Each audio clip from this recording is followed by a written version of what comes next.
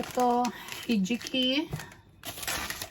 Magluluto po tayo ngayon ng dalawang putahe ng Japanese food. Alam ko na iluto ko na to eh. Ang isa po hijiki, dried hijiki po siya. Ibababad po natin sa tubig. Ayan. Habang nakababad sa tubig, hiwain na po natin itong carrots. Nagbabaon na kasi ang asawa ko ngayon pag nagtatrabaho siya. Nagbabaon na siya ng ubento niya. And then, lulutuan ko po siya ng pandagdag ng ulam niya. Yan.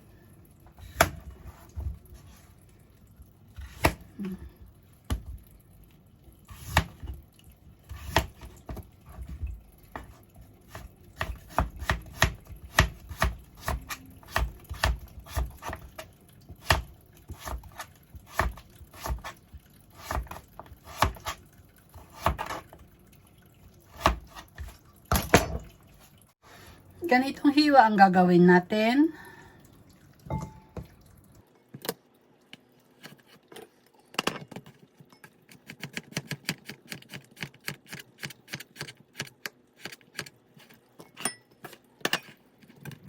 Tapos gagamit ako ng koya tofu.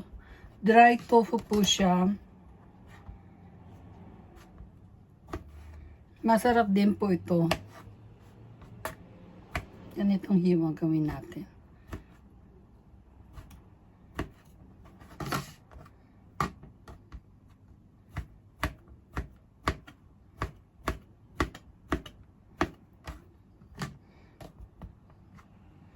Inano ko na rin din po, binabad ko na rin po siya sa tubig.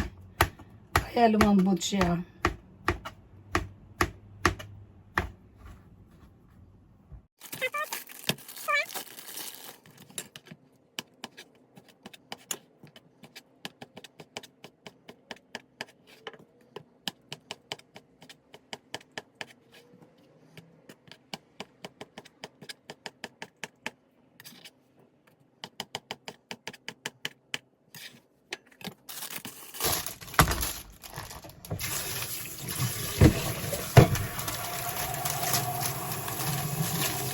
Tapos aburage. Aburage po, balawan natin ng mainit na tubig. Alisin natin yung yung excess na mantika niya. Ayan.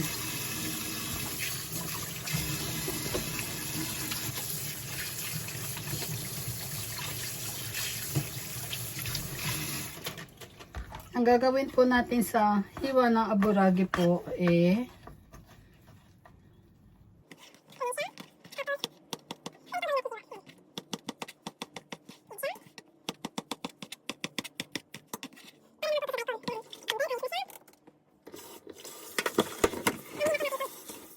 ibababad na po natin itong kiriboshi daikon. Dried din po siya, dried daikon. Ibababad po natin. Alam niyo mga kapatid, masarap din itong kiriboshi daikon. Ayan.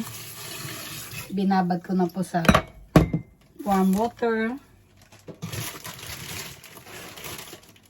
Tapos, para naman medyo siya, lagyan po natin ng chicken meat.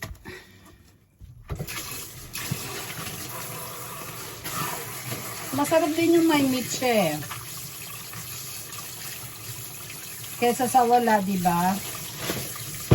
Ayan, hunawasan ko lang.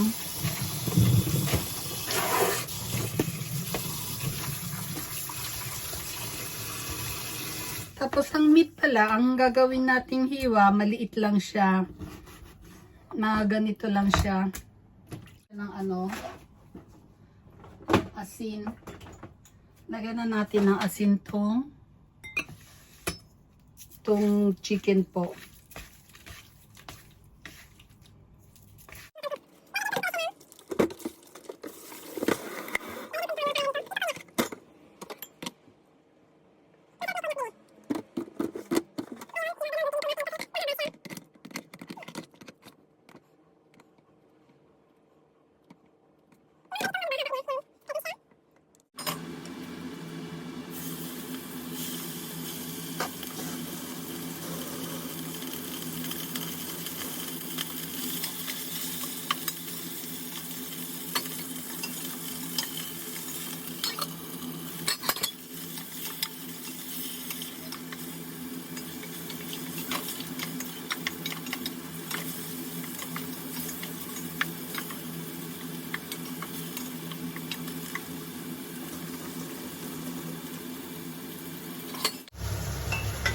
bawasan natin ng kalahati para dito sa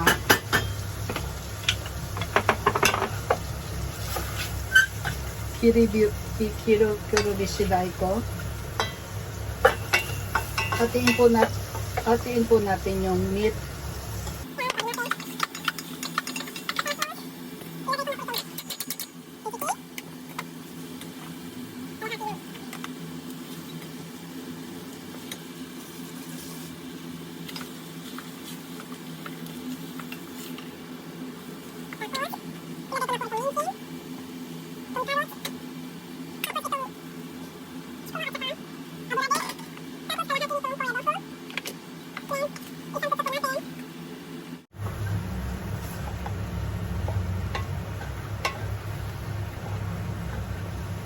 Tingnan nyo ang ganda ng kulay, di ba?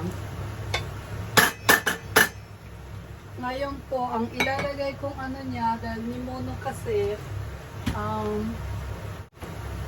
usually ginagamit ko po sa nimono, ito na po siya.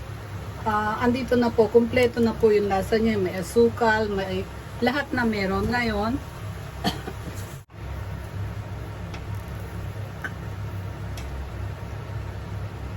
hanggang sa matuyo. Ayan.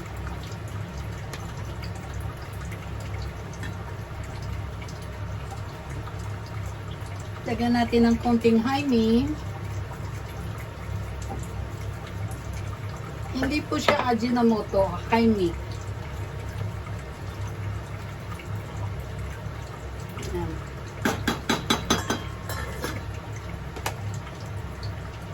Ano natin sa mahinang apoy. Ngayon dito naman sa kabilang kalan,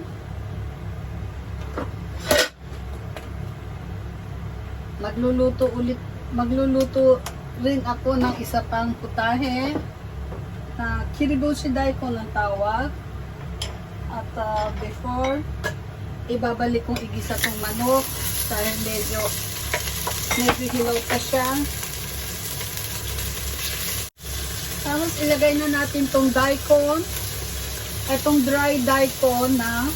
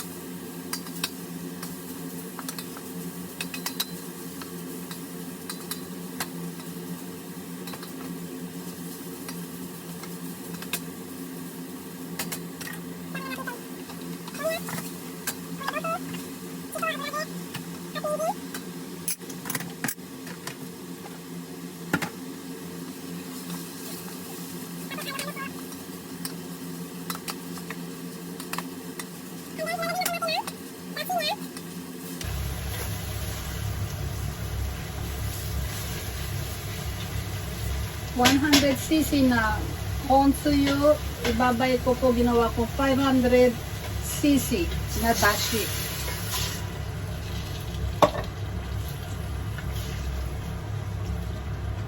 Ayan, pakukuluan na lang po natin yan.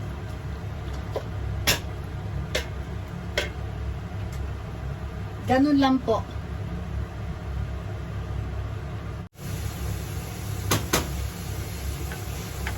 Ayan. Okay na po yung ating hijiki. At tatikman po natin.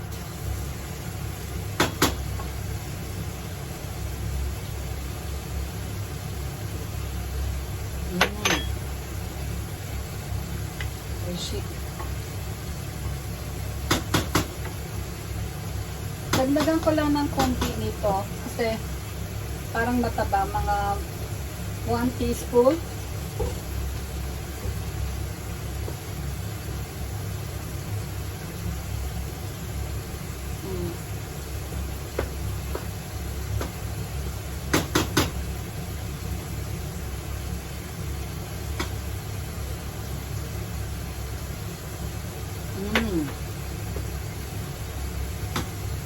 Okay na po ngayon, okay na siya. Patayin natin ang apoy.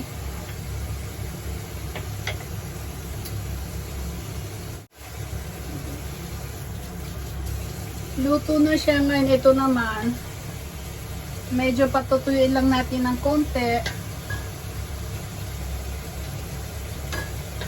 And then, tikman po natin kung tama lang siya sa alat.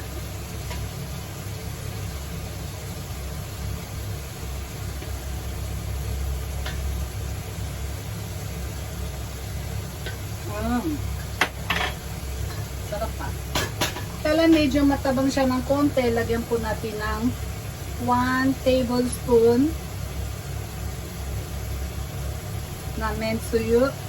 Okay? Yan.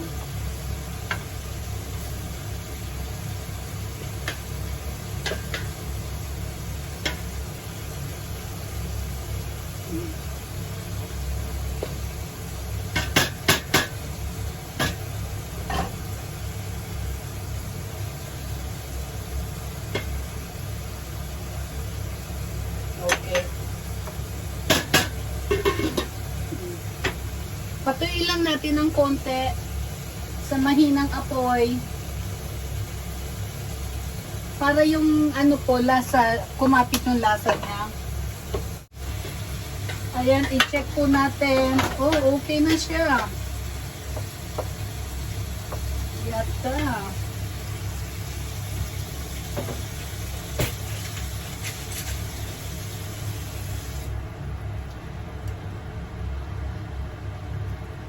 Tikman natin, ha?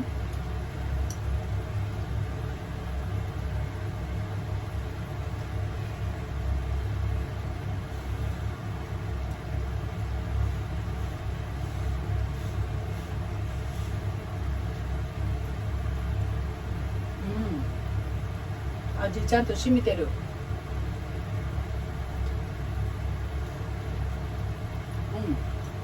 高野豆腐もちゃんと味染みてる。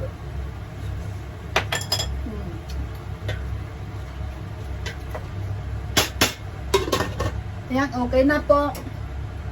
Nakadalawang putahe po tayo ngayon. Isang ano to? Hijiki. Tapos, kiriboshi daikon. Ito po ang Japanese food na usually makikita nyo sa supermarket. Kung ano, kumbaga sa ano, isa rin po yan na side dish sa mga ano, sa mga bahay-bahay. Sige po. Mamaya yung ulit, naghuhugas muna ako. Ngayon po mga kapatiran, ilalagyan po natin ng ano, obento.